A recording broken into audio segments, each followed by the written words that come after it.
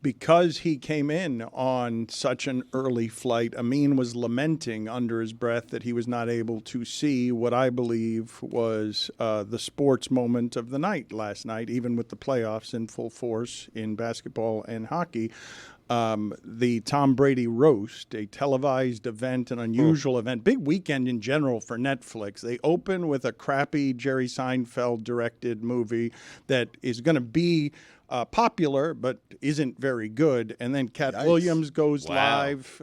Cat Williams goes live on Saturday night. And then last night, I'm really curious what those numbers will be because I enjoyed that everyone involved allowed that night to be. I love the roast as a comedy vehicle, but there were a number of things last night, a number of jokes told that I didn't think were allowed anymore. I was surprised, man. I'm with you. I was surprised Brady allowed people to go to certain places. It was crazy. Dan, and you're going to have to excuse my energy. I have come in off a red-eye flight, so my energy is a little low today. Mm-hmm. But here's the thing about that roast. This is how I know it was a big deal. It wiped out Kendrick versus Drake from my timelines. It just cleared it all out. I didn't see one more Kendrick versus Drake post as soon as that roast went live. All I saw were clips in that roast. People loved it, Dan. You know why? Because they've been starving for something that feels real. You know where we're living right now, guys? Demolition Man. Jeremy, have you seen Demolition Man? No, of course not. Oh, man. Demolition Man, basically, real quick synopsis, the world has been cleaned up. You're not allowed to curse. You're not allowed to do any of these things. It's a utopian society. But underground, Dennis Leary leads a pack of dirty people who eat roasted rats. That's right. Classic. And that's what that roast was. Okay, yes. I think I would agree with the idea that it was a big night for podcasters. Not a lot of mainstream media there. Not a lot of Fox, not a lot of sports radio, not a lot of ESPN. Thank God. Rich Eisen, I think, was the only one I saw from the mainstream, but a big night for podcasters last night and a big night for comedy. And you're right. Tom Brady did let a lot go there that I would not have been comfortable doing what Tom Brady did last night, putting all of that in public and allowing the number of my wife cheated with my jiu-jitsu instructor. My kids getting that? Right. My kids getting that is not something that I would want to sign up for. But if you agree to sign up for it, you know that's coming, right? Like you have an idea of what's coming at you. I mean, it's a roast. It's a roast. Yeah, but all right, let's play something here, though, that I want to show. This, to me, was the most interesting and honest moment of the night. Jeffrey Ross is the roast master, and it's basic. This is the thing that he's known for. He does a great show with David Tell, Bumpin' Mics, that I like, but this is what he does for a living. It's what he's great at it, and he's in the middle of making one of the more dangerous jokes at the expense of Robert Kraft, if not the most powerful owner in the sport, the second most powerful owner in the sport behind Jerry Jones. And what happened here, Stugotz? I know there was a discussion around here. People think this is, contrived or scripted. I don't believe this was scripted at all. And the reason I don't believe it was scripted is because the happy ending jokes and the massage jokes ended the moment a hot mic caught Tom Brady telling Jeff Ross, hey, we're not doing that around here anymore. Said, I'm the best decision your organization has ever made.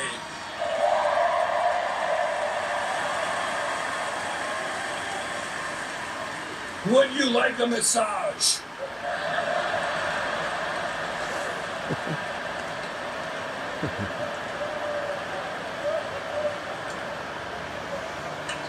I love Robert Kraft. Okay. He's having. Yeah, I thought that was the most honest moment of the night. And there were no more jokes at the owner's expense after that. And Robert Kraft was also given a prime spot toward the end of the roast after everybody, after Ron Burgundy, after Andrew Schultz, after Nikki Glaser crushed it. I thought she was better than anybody. Was she better than anybody? Was she the best of the night? She was excellent. She was top 3 for sure. She's always great. Yeah. So some of these are repeat offenders, Dan. If you watch the roasts, particularly the ones that Jeff Ross is involved in, they've got like a list of like murderers row of roast comics, and she's one of them. She's excellent. Tony Hinchcliffe. That is a fine. You're right. Yeah. Tony Hinchcliffe is not somebody whose work I had known very much. Tony's excellent. He crushed it. He was his great. show, Dan, as a concept, Kill Tony, is a really impressive thing because it's basically American Idol for stand-up comedy. Like, he's got comics with him on a dais. They pull names out of a hat. People go up and do a quick 60 seconds, and they riff back and forth. But I was hoping when I saw them pan over and they saw Dana with Max Holloway, with Sean O'Malley, and I saw Tony Hinchcliffe there, I was like, man, if they can do something with Tony, that would be incredible. And Tony came up, killed everybody. He did amazing. So this is, again, I haven't watched it.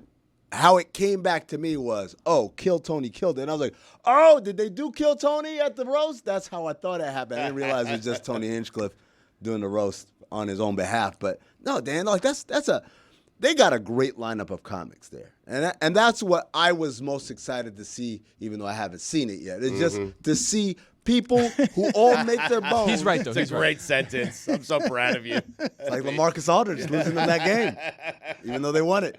No, just to see these people who are all habitual line pushers when it comes to the standards of comedy. This wasn't going to be your pithy SNL monologue, Dan. This was going to be the real that, again, we're eating roasted rats downstairs with Dennis Leary. Well, Kevin Hart set the tone. He did. He came on right before Jeff Ross, and he introduced Jeff Ross, and he really set the tone. And you're like, oh, my God, Brady's going to sit through an entire night of this? Well, you 3 hours. You haven't watched yet. 3 hours. First of all, a number of things are interesting about last night. A 3-hour television production of that size is very hard to do without hiccups. And furthermore, the amount of money spent on that evening by Netflix to fill the forum for that night, it was just impressive. The size of the spending on Netflix trying to change the way streaming is done, because these other entities are not able to do this either live or with comedy. Netflix remains ahead of the game. I told you a long time ago that Netflix, and I didn't realize this as it was happening, but they weren't here to compete against Disney or anything else at the start other than television. They wanted to replace television, and spent in a way that no one had ever seen in the history of content making, putting all of their money that they were making right back into their product. And now, as they fight a saturation and a competition that many people are noticing, that Netflix's quality of things aren't quite up. They produce a lot of things, a lot of stuff, but some of the stuff. What are you shaking? It's always been like that. Well, you're acting like Netflix once upon a time was like HBO curated. No, they've always just been a mess of just crap. And then Ozark, like one little thing here and there. Throw a bunch of shit against the wall and see what sticks. But what I'm saying, though, is it had plateaued a little bit on what it is that they could do in terms of new subscribers, which is why they're talking about commercials, which is why they're taking away shared passcodes. And their greatest evolution in the content space is supporting comedy more than any of the other streamers, and now trying to do these big, giant things. They basically, I can't believe that the Patriots signed up for this, that they allowed all of this at their expense. Well, they didn't. Yeah, like you want to be. This is happening. Are you going to be here or not? That's probably. But what do you mean they didn't? They showed up and they did it together. They didn't allow it though. But the one time that Brady asked him to stop is when he went after Bob Kraft. But they allowed everything else. No, I'm saying this. This is what I'm saying, Dan. Like, I don't think it's a case of allowed. The roast was happening. Tom Brady was allowing the roast. Everybody else there was a guest, an invited guest. And by the way, it was part of the larger Netflix is a Joke comedy festival, which they do all week in L.A. So that's part of why it's in the forum. That's part of why there's so many people there. It's a big deal in L.A. every year. And when you say Netflix has supported comedy, I think you should talk to more comedians. Many of them exploited might be the word that they use, given what they're handing out. Yes, Chappelle gets $8 billion, but the majority of these other comics are not getting that kind of money, and they're trying to make it where it's like you have to have a Netflix special in the same way that a decade earlier it was a Comedy Central special or an HBO special. Now it's just a Netflix special, while the comedians are trying to fight for kind of, hey, I can go direct to consumer through YouTube, I can go to any other number of platforms. But that's all one thing. All I'm saying is the Patriots did not allow. The Patriots were there. The jokes were going to happen, and they did happen. But the Patriots participated in this. I don't want to get caught up in the semantics of either that or whether Netflix is supporting comedians or comedy. That place is a place that's more receptive to providing an area for comedians to do what they did last night, which is, I'm imagining, I haven't seen the social media response, but I am imagining that there are there's a generation of young people, not terribly familiar with the roast concept because it's not like it's been thriving recently, and B, that they're surprised that they're watching something that had so much stereotype humor in it. Like those are there were a great many jokes told last night that I thought would raise a quite the objection with people who like to object on the internet to that sort of thing. Why? Like, I mean, it's a roast. Like, you know things are going to be off the handle. Like, that's always what it's been. Understood that that's always what it's been, but I believe the relationship that everyone has with comedy now is a little bit different than it used to be. You have a whole lot of people complaining about what they can and can't say, and the roast is an artifact from another time. I wish for it to exist, but when you say why, for example, the Jews took a hit last night with some stereotype stuff that I did not think was going to be okay in 2024, given what's happening in the world. Like, I thought there would be many people complaining about some of the jokes that were being told there. If indeed people are sensitive to comedy, as everyone seems to think they are, Billy, what are you pursing your face about? Well, I first of all, I felt like we distracted you, and I was kind of castigating Stugotz because he whispers extremely loud, and I was telling him you need to stop talking because every other microphone in the room is picking you up. I know that you're making an effort to whisper. Everyone can hear everything that you're saying. Totally fair, yeah. Was he making an effort? I was making I an assumed effort. he yes, was, but yes. I don't know. And I was telling him, stop doing that. Everyone can hear you. Top 5 roast, that's what I was doing. I thought he was talking to me.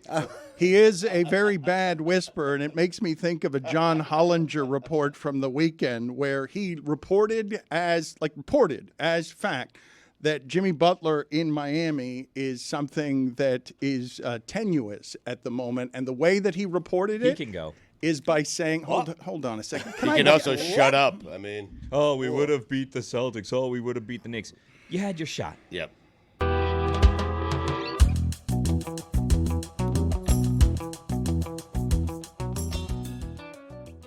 Dan, I'm not trying to take anything away from what Minnesota did. They had an excellent game plan of we're going to make him be hurried. It's kind of like a quarterback, the hurried stat. They did that to Jokic, and he never gets hurried. But what I'm saying to you also is he's not going to be like, well, let me just try doing the same thing over, and I hope it won't happen to me again. He's going to make adjustments himself beyond the schematic adjustments Michael Malone makes. Jokic himself is going to know now, oh, this is what they did to me. So when they try to do it next time, I'm going to do this. And that's what the great players do, is when they figure out this is what you're trying to do, oh, okay. For instance, for a lot of basketball players at a young level, right, even all the way up to college, you go, you play, and you're playing against a team that's very aggressive. And they're like, oh, and they're denying, and like they're very aggressive. And at college, high school, middle school level, it's like, oh, I can't, what do I do? And then you get to the pros, you do all that stuff, and what happens? The guy takes one step this way and then backdoor cuts. And you're dead because you can't do anything. All this is just bluster. It's almost like a distraction. That's a very simplistic thing. I'm not saying that's what Minnesota's doing. Minnesota's obviously doing something very sophisticated. What I'm saying is, at some point as a player, once you've seen something and you know it's happening, you can make a personal adjustment. Hey, next time they do it like this, I'm going to cut back door. I'm going to come back. Or the next time they try to shove me off my spot, I'm just going to inch up, and then we're going to go into a pick and roll, even though the play was originally horns action or whatever. So these things are all going to happen. Now, Minnesota might come out and win game 2 anyway because Anthony Edwards has another great game, because Mike Conley and Karl Towns and Naz Reid don't miss a shot. Like, those can happen as well. But what I'm telling you is, it's like what you saw in game 1, isn't necessarily representative. Like, oh, well. No, but it's the combination, right? It's Naz Reid and Karl Anthony Towns going 15 for 24, and it's Jokic 11 for 25, 6 turnovers. So he's getting outplayed by the opposing center position. He got outplayed. He's not getting outplayed. He got outplayed. Right, but in the one game. But answer my question about what Anthony Edwards is, because this is not his... Not Michael. This is not yet. This is not his prime. Yes. He's going to keep getting better. He's 22, and I don't know how you stop that. So this is my camera right here. You know, take people behind the scenes here. Dan has a little fancy box right here. Stugotz has a fancy box. When he wants to talk to the people on the other side of the glass, he just hit a button and whisper, or not whisper if you're Stugotz, right? Correct. I don't have that. So everything I have to communicate with Tony and with everyone else in the shipping container is via sign language. So Tony asked me that very same question. Dan, what's the comp? What's the comp for a guy this young doing these sorts of things? And all I could do was hold up my shoe. That's the comp right there. Yeah. Bad comp.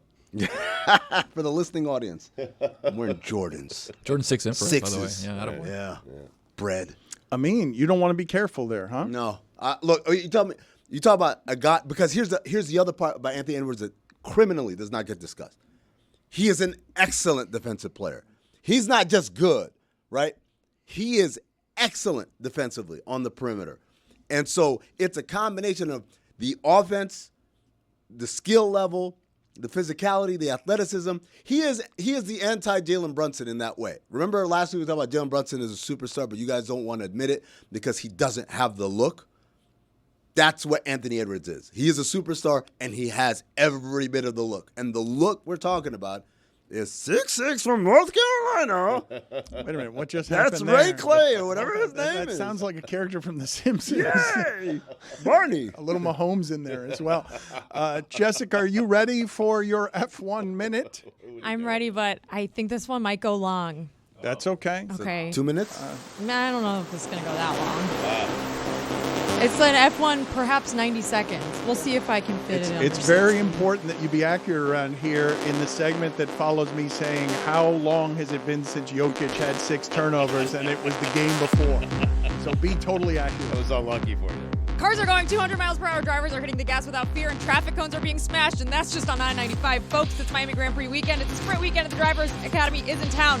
On Saturday, Lando Norris crashes out, and Max Verstappen takes the win and has pole position. Netflix announces a new docuseries for the F1 Academy. Abby Pulling takes home the hardware. 57 laps to go. It's lights out. Checo nearly takes out Max on the first corner. Oscar Piastri bolts ahead, and the blue Ferraris are in the hunt. The Alpines are buffing again. Lando Norris is going long on his tires, and he hasn't pitted. But wait, Kevin Magnussen hits the back wheel of Logan Sargent's Williams, and here comes the safety car. Lando Norris gets a quick pit under the safety car and comes out ahead of Verstappen on hard tires. On the restart, Lando stays ahead. He has fresher tires, and he's keeping Verstappen at bay with 20 laps to go. Lando has the advantage. Can Lando bring it home for the first time? McLaren tells Oscar Piastri, you better not crash. There's a 6-second gap between Max and Lando. It's the last lap. Lando Norris passes the fake marina. He passes the Palacio de los Jugos red zone. He passes underneath the Florida Turnpike. He's down the straightaway. He's around turn 18, then 19. He's across the finish line.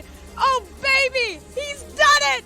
Lando Norris has won the Miami Grand Prix for the first time. He's on top of the F1 podium. That was a minute. It felt just on time. Dude. Excellently done. Despite all the traffic. You've gotten better and better at that. Your timing is impeccable. Very few stumbles. Excellent work, Jessica. Any other thoughts from the weekend? Because you covered the holy hell out of everything happening in Miami.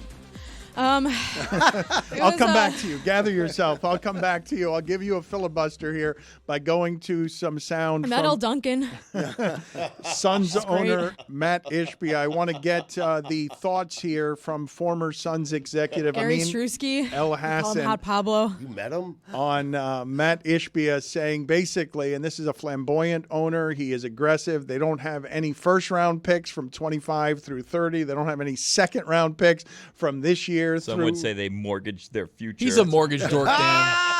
Oh, wow. That's a good one. Made that joke last week. He's so proud of him. Oh. He is proud of that. That doesn't make it less good. Amin, what do you think of this sound here from Matt Ishbia when Anthony Edwards extinguishes Durant and the Suns? Oh, it's extremely fixable. I mean, let's just be real. Although this isn't a cool narrative, and the national media really won't want to play it out there, but like, ask the other 29 GMs 26 of them would trade their whole team for our whole team and our draft picks and everything as is. Like, the house is not on fire. We're in great position. It's not hard to fix. It's not like we're like, hey, we don't have enough talent to win a championship. We have enough talent to win a championship, right? Do we have enough continuity? Do we have time together? Like, there's a lot of things we can look at. Do we have like the right leadership in place? Do we have to add some little pieces around that? It's not like we don't have people that can score the ball, not that play defense and have one champ. Like, we have all the things. And so, how fixable is it? And I mean, if I read the media, I would think we have a lot of problems. But luckily, I get to spend time with, you know, the best players in the world, in my opinion, the best coaches, GMs, see, like, all these people, and I get to spend time with our people and say, we're in really great shape, and I wouldn't trade our team or our situation for anyone else's, except for I'd like to be playing right now. But besides that, for like how going into the offseason, I feel great about it. It's not like there's a lot of other teams that have good players that have to re-sign them or they're going to lose them or that they're unrestricted free agents. Like, our starting five's coming back. I feel very good about it. I mean, what's accurate there and what's inaccurate? I don't think 26 teams would acquire their roster in their pick situation. I think it's fixable. Is it extremely fixable? No. But is it fixable? Absolutely. It's hard, though, because they've got so much tied in to three guys that are paid a lot of money for a long time.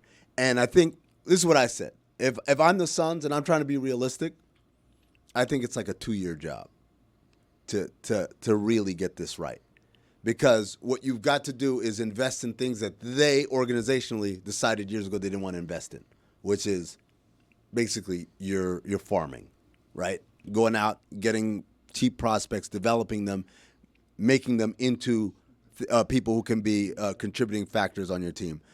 They've got so much money tied in that the luxury tax makes it virtually impossible to add to your roster other than minimum deals. I'm more worried about the Suns after listening to that. He sounded like he just had a big face coffee. Also, Dan, the other thing I was going to say, but I couldn't fit this into my F1 minute, was I was going to say there's a huge, loud, orange thing in the McLaren garage. And I'm not talking about the car, folks. It's Donald Trump.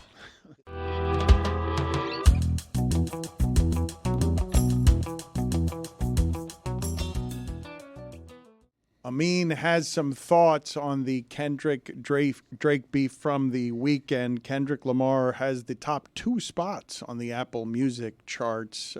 Kind of a surprise, I thought, to see him sort of swamp in views and listening everything that Drake was doing this weekend, given Drake's general popularity. But David Dennis Jr., he's a senior writer for ESPN's Anscape. He's the author of the award-winning book called The Movement Made Us, A Father, a Son, and the Legacy of a Freedom Ride, and he's been writing about this beef all month. Thank you, David, for joining us.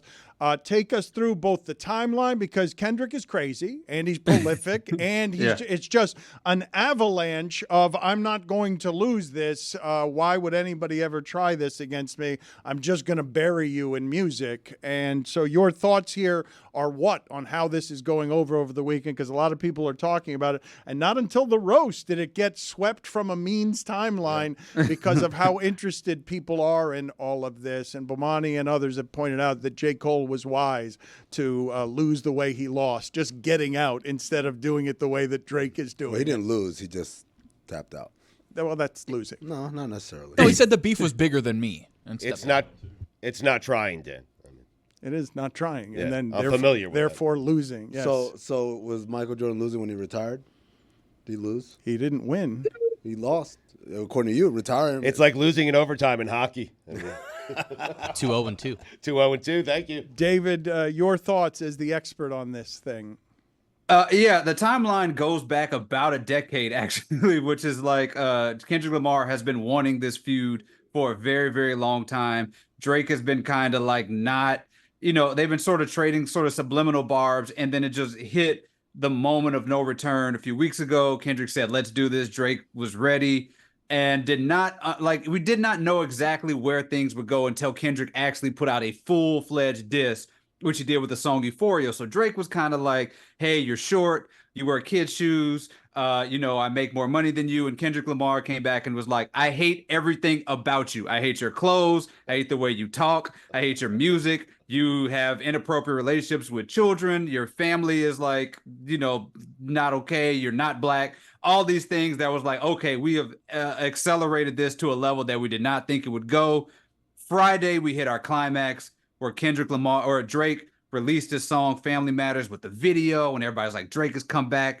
And Kendrick Lamar, in a truly psychopathic move, released his song 10 minutes later and claimed that Drake had a 11-year-old child and spoke to his mother and all this insanity, and has just been piling on Drake in a way that nobody thought would happen. He has outmaneuvered Drake, out-rapped Drake, made more popular music. He has these songs are number one on the charts, and he's seemingly beaten Drake into submission in a way that I did not think we would see. And featured an album cover of things evidently stolen from Drake's father or from Drake himself to indicate that perhaps he has someone in Drake's camp because he's got Ozempic as a prescription. What did you make of all of that as an album cover?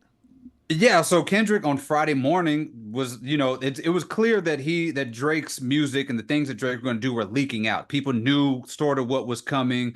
People had been hearing that Drake was going to have this song out, and Kendrick Lamar wanted everybody to know that he knows where it comes from. So he released his album cover with Drake's personal belongings, including Ozempic, which has been the real winner of this feud because Ozempic has been name checked in multiple songs. And now we have a rap beef that is about who's using BBLs and who's cheating on whom and who's doing these things that feels sort of less enjoyable than just I'm a better rapper than you are.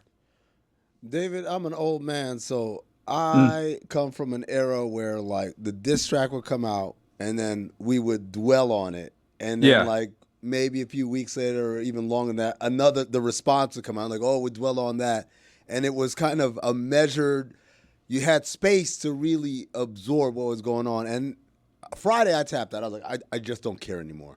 It felt like people tweeting at each other as opposed to songs that were written and recorded in a studio with the purpose of of holding my attention. Am I just old, or is this a feeling that's shared with other people? No, this is a legit thing. I mean, first of all, Drake started this bombardment, strategy when he did this with Meek Mill in 2015. He dropped a song, then he dropped another one called Back to Back right after, and that sort of snuffed Meek Mill out. But Friday admittedly got pretty uncomfortable. Drake was, saying these things about Kendrick, and Kendrick was saying these things about Drake and the family, and it just kind of felt nasty. And a lot of people over it. My article was about the fact, I hope this ends really soon. However, Kendrick Lamar kind of brought us back. It was another strategic move with this party song called Not Like Us that he dropped on Saturday night in time for people to play it in LA in the clubs and play it in Cinco de Mayo, the biggest day of the year. And people are dancing to the song about Drake and the issues that he has with Drake. And he kind of made it feel joyous again when it really was teetering on this really, really dark place. And this is a dark place that Drake actually tried to bring us back to last night in a really inconceived concession speech, it seems like. Does Drake indeed have fake abs?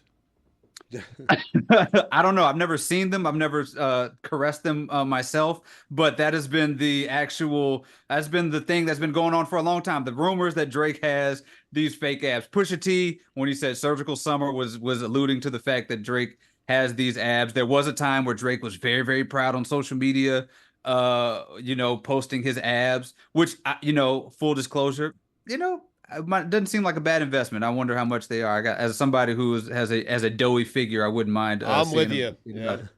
The other part about this is, I think most of these songs, beyond they just happen too rapidly, are eminently forgettable. How long of a to give you an example, to me the most memorable song in all of this is BBL Drizzy, which isn't even one of the two guys. It's that AI song, BBL. I can't stop singing that song.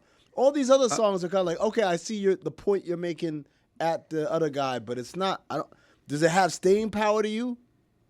I think Family Matters, Drake's song that he dropped on Friday, would have had staying power if Kendrick Lamar had not like nuked it by dropping his song right after. I do think we have some keepers. I do think Not Like Us is actually can be the song of the summer. Like it's about Drake, but it's actually a larger story about culture vultures and people sort of impeding into a hip hop culture who should not be there. I think this song could be like an actual hit beyond the feud. If I was scoring it UFC style, I'd probably say 10-9 Kendrick right now. But I said it the other day. It feels like this is Mayweather versus Pacquiao 10 years too late, where it's like these two guys back then could have made something so much better musically, where now it's just we're kind of trading shots and then everybody's winning because the rising tide lifts all boats when it comes to streaming. I think the thing about the Pacquiao Mayweather thing is what actually an allusion I made to in my piece. Like, this feels like that, but they feel more closely to their prime than Pacquiao and Mayweather did. The problem, I think, here is that we've already seen Drake get knocked out. We saw Pusha T hit him with the definitive knockout blow. So it's not sort of much chipping away as we did then. But what I'm surprised by is I think this can actually have true damage to Drake's career. Like, at the beginning of this, I thought Drake was Teflon. Yes, he may lose, but he is going to still make hits. But there's so much that Kendrick Lamar has unpacked here that it feels like this could actually do something to his career long term. Is it more Kendrick's return on that, or is it that nobody in the music industry wants to work with him, right? His songs with Rick Ross were always bangers. His stuff with Future, his stuff with Metro, like all the things that he's usually going to when he wants to make these jams, all those guys are now out.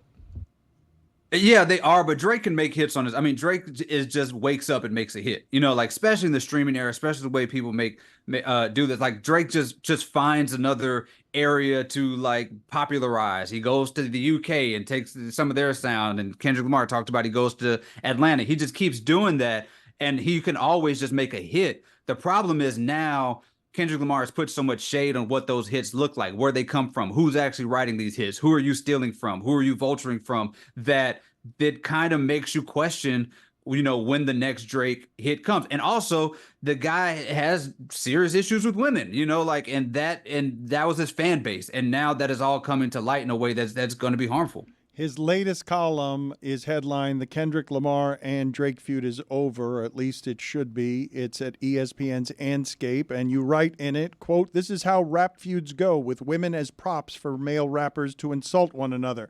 And it's a trope that's as tiresome as it is unnecessary, childish and harmful for no reason. Rappers sling mud, reveal dark secrets, and go for the proverbial death blow, with women being both the nuclear bomb and the collateral damage." There are accusations of domestic violence in here. You mentioned pedophilia is being alleged here. What are we doing? Yeah, like, this is a thing that has always been in hip hop, and you know, with these feuds, it's like, I'm going to get the dirt on you. Tupac in the 90s said, "Hey, I slept with Biggie's wife." Jay-Z said, "Hey, I slept with Nas's baby mama." Pusha T says, "Drake, you're hiding a child. You know, the mother of your child is, you know, slept with a bunch of people." And so that is now, for some reason, or it's been a prerequisite for a lot of people to have these feuds. You have to throw these women in there who have nothing to do with this, right? And we end up judging these women. So Drake says, "Hey, Kendrick Lamar, you beat your wife." Kendrick Lamar, this other guy who's a business partner, Dave Free, is the father of your children. Kendrick Lamar says, "Hey, Drake, you have pedophilic tendencies. You have people in your crew who, you know, have things with them with underage girls. You yourself send underage girls messages. You have a 11-year-old girl who you have not claimed." And it's just like, we don't have to do this. We can just do a thing where we say, "I'm better than you. I can rap better than you." And instead, these guys feign actual, you know, concern for these women that they don't seem to have. Like, Drake, if you have concerns about Kendrick Lamar beating on women, don't name drop Chris Brown at the beginning of your song. Kendrick Lamar, if you're worried about how women are treated, don't have Kodak Black on your albums. Don't pretend like you care when it's time to have a feud. I'm surprised by this. We have 30 seconds left, but Stugotz has a question he wants to ask. David, do you find it ridiculous that we're comparing Anthony Edwards to Michael Jordan? I do not. But by What? the way that they look, We have I don't beef. think Anthony Edwards. I'm expecting 3 songs from you by the end of the day. COB. David, thank you for being on with us. We appreciate it. All right, thanks a lot.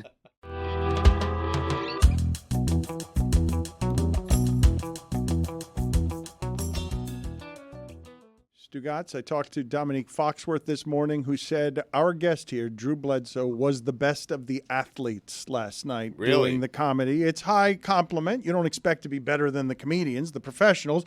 I would assume that most people in that circumstance would be scared, no matter how confident they are. So Drew joins us now. Thank you, Drew, for joining us. When is the last time you were that scared doing anything? I was a little nervous. I'm not gonna lie. But I did actually prepare. You know, I do a lot of speaking in public and all that. But actually, I was a little bit prepared for that one last night. But yeah, I was nervous. You know, it's high stakes. There's some really funny people up there. But being the funniest athlete, I mean, that's kind of like being the tallest. Right? I mean, you know, not like I was taking down Nikki Glaser or anything. Well, but I felt bad. You took down Gronk. I felt bad for I felt bad for Randy Moss and a bunch of people because the pressure and the expectation of funny when surrounded by those people, and you're not necessarily a public speaker used to being on television in front of millions of people and your friends. So I actually thought it was a terrible spot for you guys to be in. So to overcome it shows a measure of bravery. No lie. Let's go put the comedians on the football field and see how they do, right? I think we would do better at comedy than they would do at football. What were the things from last night that stayed with you? On our way to go play golf with a bunch of the comedians, you know, some of it was so rapid fire and so fast that I kind of can't wait to go back and watch some of it. But Andrew Schultz closed the show, and he was just a killer. Nikki Glaser, man, her set. I told her last night after the show that she's like a Bond villain. You know, she's really pretty, and she's just an absolute murderer when she gets up there. So she was fantastic. Gronk did a great job of being Gronk. You know, it's funny, we're sitting up there and I can look at the teleprompter. Dude, he was so far off script, I didn't know if he was ever going to come back. But he pulled it back in. Let's play for the audience a couple of the jokes last night from Drew Bledsoe and just get his assessment on a little review on these jokes and if he thought he had done anything better than these jokes over the course of the evening. Go ahead and play that sound, please. Tom also lost $30 million in crypto. Tom, how did you fall for that? I mean, even Gronk was like, me know that not real money. Like...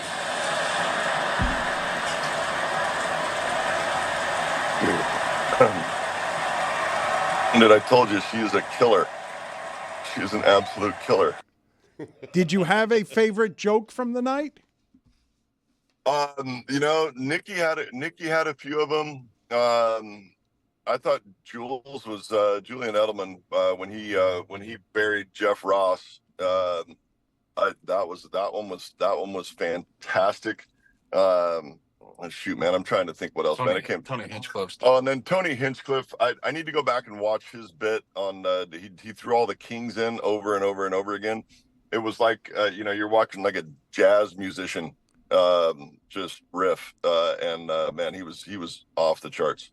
Let's play the sound I originally requested instead of Nikki Glaser of Drew Bledsoe making jokes. Buddy, you know, you have more rings than I do, but I've experienced a couple things that you will never experience. You know, the feeling of being the #1 overall draft pick in the NFL. And a 28th wedding anniversary. It was yesterday. You know, obviously, buddy, you got really used to not being touched, right? Just like the end of the marriage. Look at him. He's laughing at him. He's pleased with his performance. Did you have any joke writing help, or did you handle some of that on your own? Yeah, I'm sitting here next to my bro. Adam, say hi. Hi. Yeah, my bro, one of the funniest humans I know. He helped out, and then I'm gonna get in really, really big trouble for this. But I'm willing to wear it. The Giselle joke that actually came from my wife. Don't tell her I told you. Wow. But it was But the truth is, it was a replacement for a joke that I had written that was far worse. And she said, "No, you can't do that one." And so then she helped me write something that was a little more of a softball. I want to hear that one so badly. Yeah, let's not do that. Yeah, no, we're not going there. She told me I couldn't say it, and then I really get in trouble if I actually told you the joke that she wouldn't let me say. Did you write any of the jokes? I mean, yeah,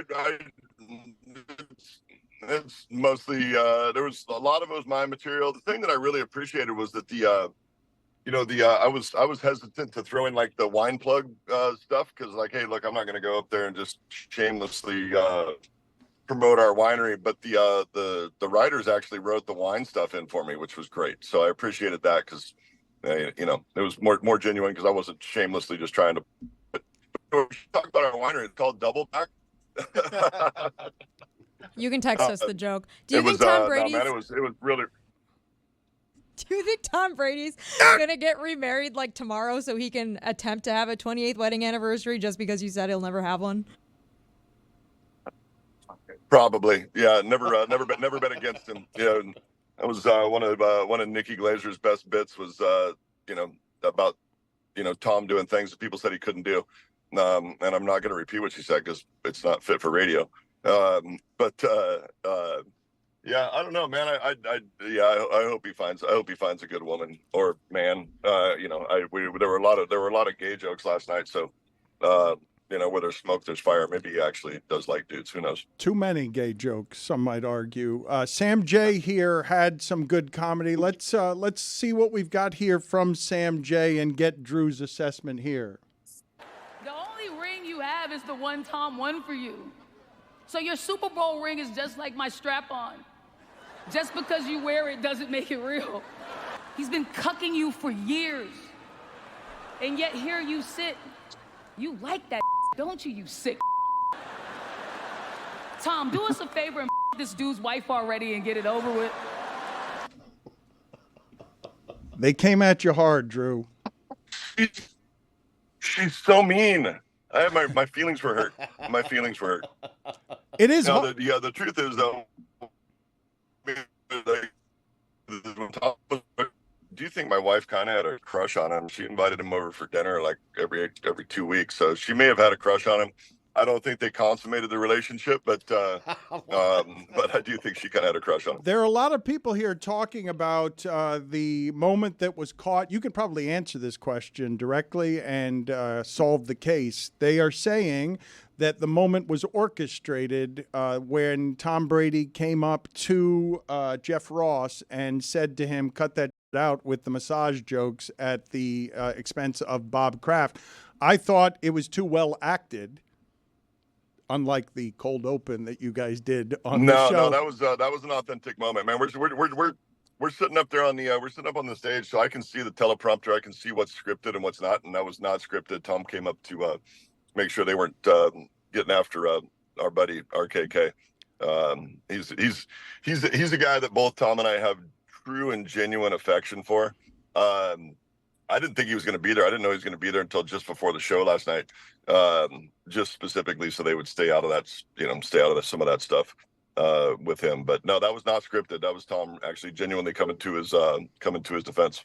There wasn't a lot that seemed off limits, though. That seemed to be the only thing that was off limits. Was there anything else off limits by rule? Yeah, I mean, we talked earlier when we were doing like some of the Prix stuff. You can't go to the kids. And then I told him I wouldn't do any craft jokes.